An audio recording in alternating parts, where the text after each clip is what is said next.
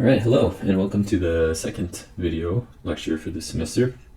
Today we're going to be doing the first two sections of the linear algebra chapter, and that's because the rest of this course is going to really heavily involve applied linear algebra. So we want to feel really good about everything linear algebra-wise, at least in the sense that we're going to be using it for the rest of this book. So this chapter is really me trying to prepare all of you for the linear algebra that the rest of the book's going to use. I know you've likely taken a course in this, so I won't go too much into details because I'm sure you remember a lot. But just so that we reassure ourselves that we know everything we need to know, that's what these few sections are going to be about.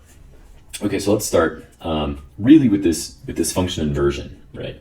So if I ask the question, how do I solve the equation mx plus b equals 0? You all should be able to do this for me. Very quickly you would say, okay, I'm going to subtract b from both sides and divide by m. There you go, there's x. And really this comes down to linear algebra comes down to us asking the question, why is this an easy equation to solve? Right? Why is this kind of problem so easy to solve? And it's really that this special function, mx plus b, is only constructed out of two things, multiplication and addition of constants. Okay, we're not multiplying or adding any new variables, right? If I were to multiply by x times itself, I get x squared, and all of a sudden that's a quadratic, and we know that that's a lot harder to solve.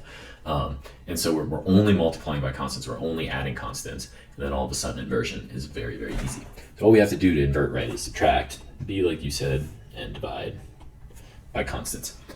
So that brings me to this definition of linear numerical equations. I'm saying numeric because it's in one dimension and x is a number. And we're going to call any equation of this specific form a linear numeric equation. And I want you to pay attention to this word linear, right? That's really what we're saying here. We want to get used to linear equations looking exactly like this mx plus b equals 0. I mean, obviously we're going to generalize from there, but really just think about linear equations, mx plus b equals 0. Now, one reason why the equations are called linear, probably one of the reasons, is because this plot, right? If I plotted the function f of x equals mx plus b, that's a line. Something really important here that shows up, though, is the difference between a linear function and an affine function. Because I was not calling this function linear, I was calling this equation linear. And equations and functions are not the same thing, right? Against one side, there's a 0 against mx plus b in that case, and there's an f of x against mx plus b in the other case. So there's a difference between a function and an equation. And in particular, there's definitely differences between linear functions and linear equations.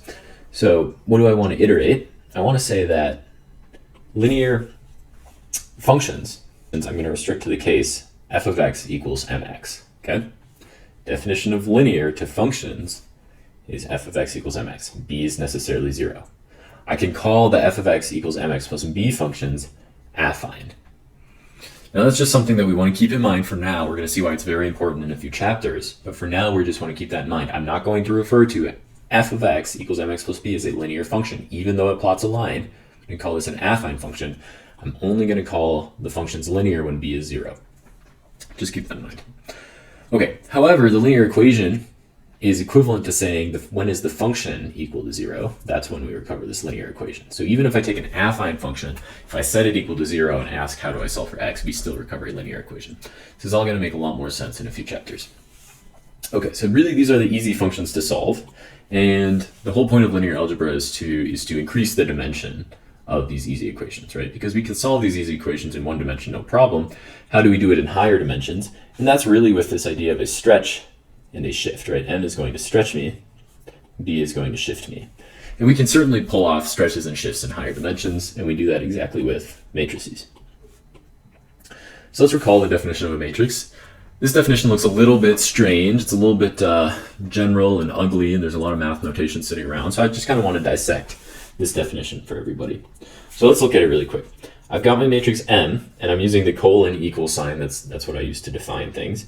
I'm defining it in our regular matrix form. I'm saying it maps RD to RD, RD being d-dimensional real space. That's going to happen if I'm a D by D real matrix. Okay, but what is with all of these entries here? M11 all the way up to M1D in the first row.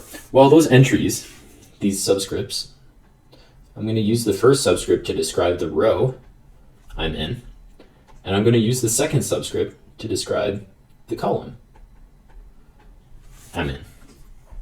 And when we do that, we ask ourselves the question, what should the subscript be for, well, let's count. This is, how many rows am I down? I'm down 1, 2, dot, dot, dot, all the way. We know that this is the dth row. This has to be the d minus 1 row. And look at that, the row agrees with d minus 1. How many columns am I at? I'm at 1, 2, dot, dot, dot. That's definitely the d column. This is the d minus 1 column. Right, this is the row. So there's where this m, d minus 1 arises from. Really, this just gives us an efficient way of saying, okay, what should the eighth row and 6th entry be for m, the matrix m? And we could define that eighth row, maybe 6th column gives m sub row column. So you would just notate that by m sub 8, 6. And because of that, we gain this really funky looking way of notating matrices, where we just say, okay, they have these matrix brackets, right? The smooth parentheses matrix brackets, and then it gains its row subscript and its column subscript, and those subscripts they go from I equals 1, j equals 1, and then they all go up to d. So that's another way we can notate a matrix in general. Even though it looks ugly, we have to get okay with moving to very high dimensions in this course. That's kind of one of the things we're going to try to work towards. Okay. So then a vector is very easily definable in the same sense. Vectors are just really column matrices, right? Vectors equal, they have d rows by 1 column matrices. And since the column's fixed, our index of x, it only indexes over the row. So x sub whatever, when it's a vector, is just going to refer to the row number. And that goes from 1 to d. So I guess equivalently, we could also notate this as x sub j equals 1, comma, d. Right, that would be the similar way of notating it as the matrix. Anyway, we just want to get okay with this kind of abstract notation for these objects. And we can define matrix multiplication in the usual sense. I think a lot of you are going to remember how we define this. We consider each row of the matrix as a row vector. We consider x as a column vector, which it is. And we take the dot product.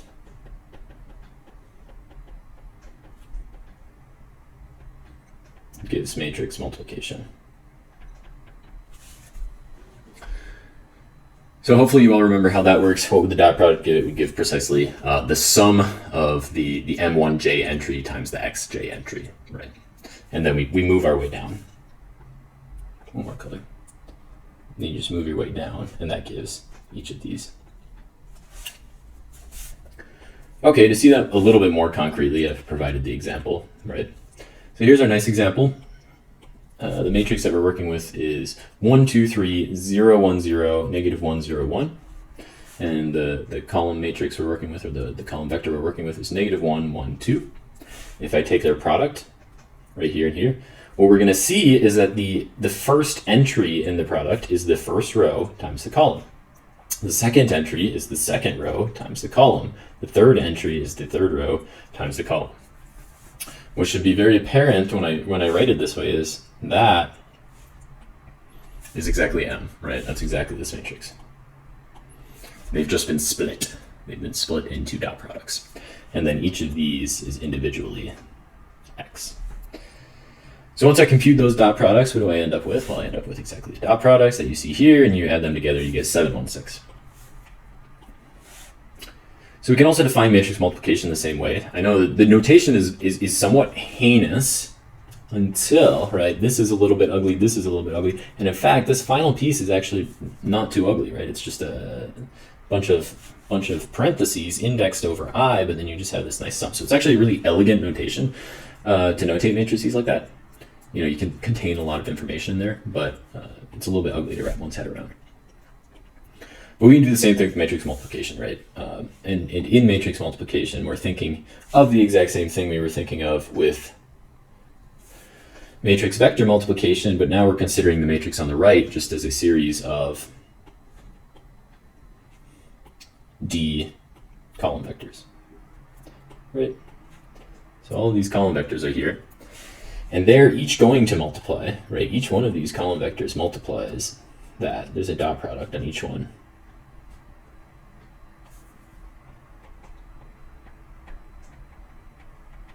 So they all gain a dot product on the first term up here. And that's what gives us precisely, let's use the same colors, that gives me that term. And these terms arise from the overlap, right? That term and that term. And they arise exactly from where did the vectors overlap in the matrices. Okay, so the overlap, let's say the overlap of this vector with this column vector with this row vector, they overlapped in the top left corner, and that's why we ended up with the top left corner there. Where did the orange vector and the row vector overlap? Well, they overlapped on the second entry of the row vector, and so we gain the second entry of the row vector, and so on. And then just like before, how does this happen? Then you just continue this all the way down with each one of these. And you gain, your answer. So really every single one of these entries should look like a dot product, right? Each is a dot product of an overlapping row from M and column from N. That's how matrix multiplication works. And just like before, it has a very succinct notation right here, super succinct notation. If we're okay using, the really dense one, it just so happens that where does the notation work? We have an overlap of the jth column of M and the jth row of N is exactly the j which gets summed over, which means that what's left around is the ith row of M and the kth column of N, which is exactly what we'd expect from what we have above. All right, let's see that in action. I've got a little example here. So looking at that in action, we can take two matrices, and we're going to get M here and N here. We're going to multiply them together. And what we're going to find, this is one way of thinking about it again, is we should be able to see M right here.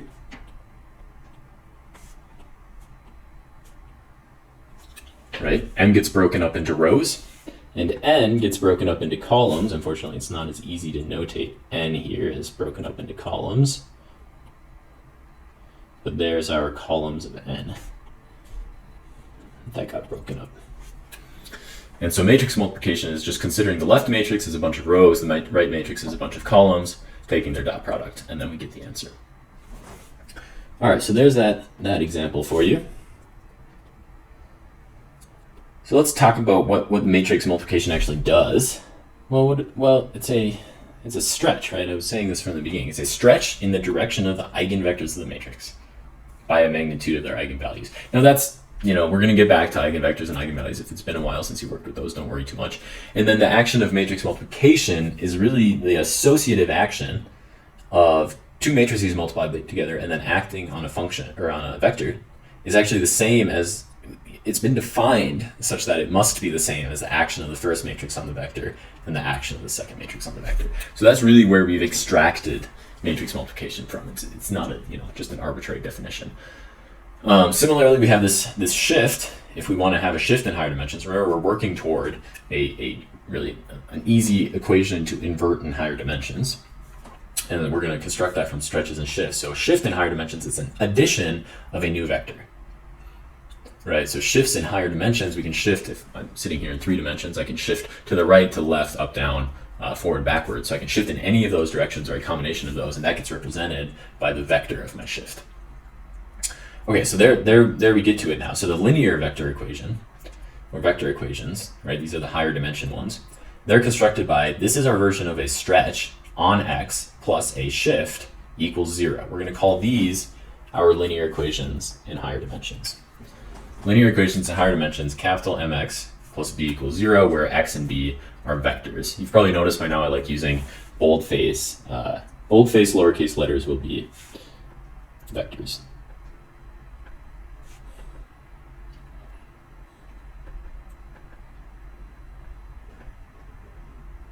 Okay, so just keep that in mind. Boldface lowercase letters are going to be vectors. We're looking at these letters here. So if you ever see me use a boldface lowercase letter, it's probably a vector, some arbitrary vector. Okay, we're going to see how to solve these later, but at least we've come up with a way of describing these linear equations in higher dimensions. I'm just going to move over to kind of a glossary on linear algebra now. You can refer to this chapter a lot if you're ever curious about what some things mean. So hopefully we've all heard of this before, the identity matrix in D dimensions. I'm often going to drop this D just because we usually know the dimension we're working in. That's exactly the matrix with 1 along the diagonals and 0 everywhere else. Sometimes even I will write a 1 in the place of the identity matrix. That's just because a 1 considered as a scalar multiple is the same thing as the same action, at least on a vector. Inverse matrices are the matrices which, under matrix multiplication, right? If I take matrix multiplication and act it on another matrix, I gain the identity. And actually the reverse will be true too. M times its inverse will also give me the identity. The transpose of a matrix, I don't have a very nice, there's not the world's best notation of transpose. I mean, of course there is a period, you can just put the T to the power on the matrix. But over here, you'll notice that the only notation that I've used is this version where I'm indexing over i's and j's. So if I have a matrix which has been indexed over the row and the column, then the transpose is actually where the indices get flipped. Now this doesn't just flip rows. What this does is it maps rows to columns and it maps columns to rows. That's naturally what we think of the transpose as. You can think of this visually as reflecting the entries over the diagonal, right? I think a lot of you will think about it that way. We have this special sort of transpose-ish thing called the Hermitian conjugate. I don't know how often we'll use it in this class, but I figured this would be the time to define it. We define it with a star. This is the closest thing we have to like a complex conjugate of a matrix. I mean, you can take the complex conjugate of the entries of a matrix, but that doesn't really have the same sort of properties that the true complex conjugate should have. And so it turns out what you want to do is you want to take the transpose of the complex conjugates of the entries, or vice versa. But of course it gets defined as the complex conjugate overline on each entry, which has already been transposed. And so that's something that might show up if you ever see a matrix with a star by it. Then think Hermitian conjugate, which is the complex conjugate and transpose. All right, so let's just look at an example of that. I still don't know how often we'll come across it in this course, but just in case. Here's our example. We have an M. We have a matrix here. If I transpose it, I'm just going to map the -1 and the 2. I'm going to flip those backwards. And there you go. You can see that in the Hermitian conjugate. But what I've also done with the Hermitian conjugate is I've taken the complex conjugate of each entry. So the I should shift to a -I. The I should shift to a -I. Our next definition for the determinant is not a very good one. It turns out the determinant is really hard to define in general, at least in the language that you are all aware of. There's some pretty crazy ways we can notate it in math. But I guess what I'm going to say here is that the determinant of matrix is the product of all of the entries in one specific, I guess in this case I decided to take the entries over each row. Okay, so I'm indexed over the rows, and then the columns are permuted, right? So I'm taking some weird version of a diagonal, the product of some weird diagonal, abstract diagonal is what this is. And then I have to multiply that by what's called the sign of that permutation on the diagonal. And then I'm going to sum over all possibilities of that. So it's not very easy to define this way. We're not going to worry too much. We're either going to use a computer to calculate these, or we're just going to stick to second or third dimension, which is much easier to define. Right here I've defined it in 2 dimensions. You'll notice we have our permutations of the diagonals there. There's your 2 diagonals, and you take one minus the other because the sign takes a plus or minus sign. And then in 3 dimensions, M1, so 1, 1, 2, 2, 3, 3 is this diagonal.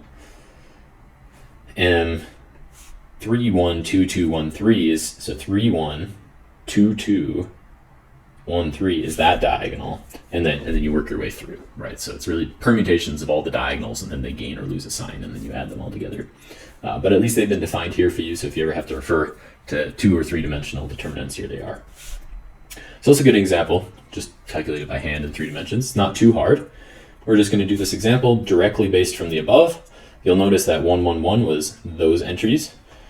Next I have 3, 1, 2, 2, 1, 3. So 3, let's say third row, first column is -1.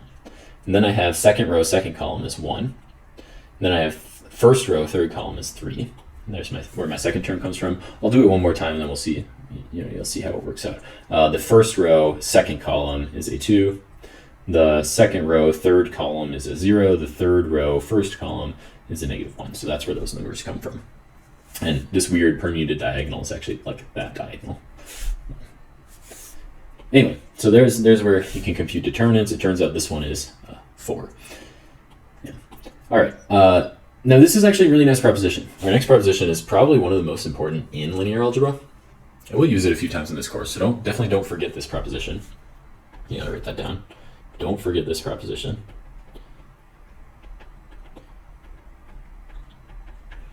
And that's because it's just such an easy way to calculate if an inverse exists. If the determinant of a matrix is non-zero, we know the inverse exists, and vice versa. So it's a really, really just efficient way of calculating if something exists. And we can see that in the following 2 definitions, right? So this definition, M inverse, in at least 2 dimensions, all we do is we take the on diagonal entry and we flip those. So 1, 1 becomes bottom right and 2, 2 becomes bottom left, or top left. And then we keep the off diagonal entries in their place, but we make them negative. So we gain a negative sign on those. And then we have to normalize everything, and that's what dividing by the determinant gives. We've got an example here if you want to calculate inverse of a matrix. It turns out this inverse is exactly the matrix, which is kind of cool. All right, well, for a 3x3 matrix, we have a much crazier formula. And formulas do exist for any number of matrices that we want, but we're going to stop at 3x3 here because you can already see how crazy it would get. Basically, you iterate this process of keeping the on diagonals with a positive sign, the off diagonals get a negative sign. They get permuted, and then you take their determinants. But you can look up the formula for any size square matrix if you want to. And you'll always be dividing by the determinant. That's something nice to know. You'll always be dividing by the determinant right away, which is exactly where the other proposition comes from. So here it is. If you ever want to do the 3x3 matrix by hand, there it is. Oh, look, there's even a transpose. So yeah, it's not the prettiest thing. Okay, we're going to move on really quick to linear systems of equations. I don't want to take up too much of your time.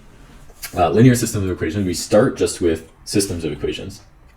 Right, so systems of equations are just collections of d functions on d variables that are all equal to 0. I say that they're all equal to 0 because you could, absorb, right? If I wanted to, I could absorb a constant here, plus CD. Right, whatever constant would have been on the right-hand side, whatever constant would have been on the right-hand side, I can absorb that into the function. So that's the only reason why I say that they're necessarily equal to 0. But that's a system of d equations and d unknowns. But in particular, these equations are really tricky to solve. This is, solving these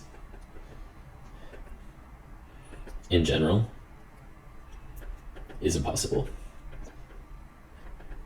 Okay, the entire, probably the most, I shouldn't say most important, the most prolific and possibly the most revered area of modern mathematics only studies these for polynomials. So you can imagine any function that's not a polynomial and you put in here can't even be touched by the current study of mathematics. Okay, the entire field of algebraic geometry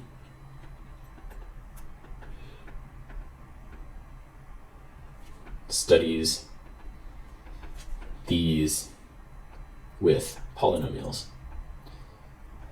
Okay, and polynomials are some of the best behaved functions in the world, right? They're not as nice as linear, but they're pretty darn nice compared to like logarithms and the zeta function and all sorts of other crazy things we can come up with. Yeah, and so that's what I mean by these are impossible to solve in general. So if we ever want to solve these, we really have to restrict the functions that we're going to be using. So here we go. We've all already done that here with systems of linear equations. So if each fj equals 0 is a linear equation, which is equivalent to saying that each fj is affine, right? This would be that lovely case of affine. So if each fj equals 0, right? Once you set it equal to 0, you gain a linear equation out of those. Then we call the system, and this is how we can write, a linear equation in each of the d variables. So then we call that system, which only consists of multiplication and addition, right? Only consists of multiplication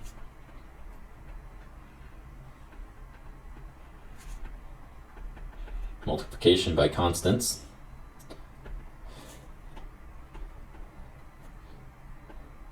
and addition of constants.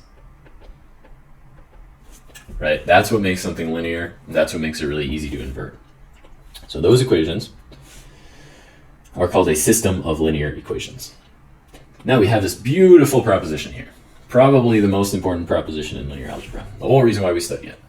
A system of d-linear equations, which we just defined, may be written as a d-dimensional linear vector equation, mx equals b, precisely where the coefficients in the matrix exactly correspond to the coefficients in the system. Notice that, something that's very special here is that the x's are in order, right? X goes from 1 to d in both directions, precisely the way the matrix would want to see it. But from that point onwards, we can just extract the coefficients of the matrix right out of the system, and even more so, we can extract the coefficients of this vector b right out of the system as well. So that's really nice. So that means every time we have a system of d-linear equations, we can represent it instead as a matrix equation. And what do we know about matrix equations? They're really easy to solve. Well, at least for computers. So that's where the end is here. If m is invertible, then there's a unique solution, and that unique solution is precisely given by x equals m inverse on b. And so that means we can solve any linear system of equations just by inverting a matrix and acting it on b. So let's actually work with one of these. Suppose that I'm given a system of 3 linear equations. Notice that every single x, none of the x's are squared. I'm not worried, don't have any cosine, sines, etc. It's all power 1, and they all only have multiplication by constants. So I have something like x1 plus 3x2 minus x3 equals 1, x2 plus x3 is minus 1, and x1 minus x2 minus x3 is 2. Basically what's going to happen here is I'm going to extract b from the right-hand side here. That's my vector b. And I'm going to extract the coefficients from my matrix by the coefficients on x1, x2, and x3. Now you'll notice I circled, that's m. You'll notice that I circled an absent space on the second line right there. That's because you'll notice this equation doesn't have x1 inside of it, so we have to pretend like x1 is sitting there, but it has a 0 in front of it. That's just something to keep in mind. All right, so what should I see for m off of these? I should see that m is 1, 3, negative 1. We have to remember signs here. 0, 1, 1, and 1, negative 1, negative 1. Let's scroll down and see if we got m correct. Yes, that's exactly what we had for m. b came from the right-hand side. And we move our way down. Looks like we can invert m. In this case, we just did it with a matrix, with a computer. We inverted m. We calculated that on x, and we gained 1, negative 1/4, negative 3/4. So we can find the solution to the system really easy just by computing an inverse matrix. All right, that's all I have. Thanks for sticking around. See you in class.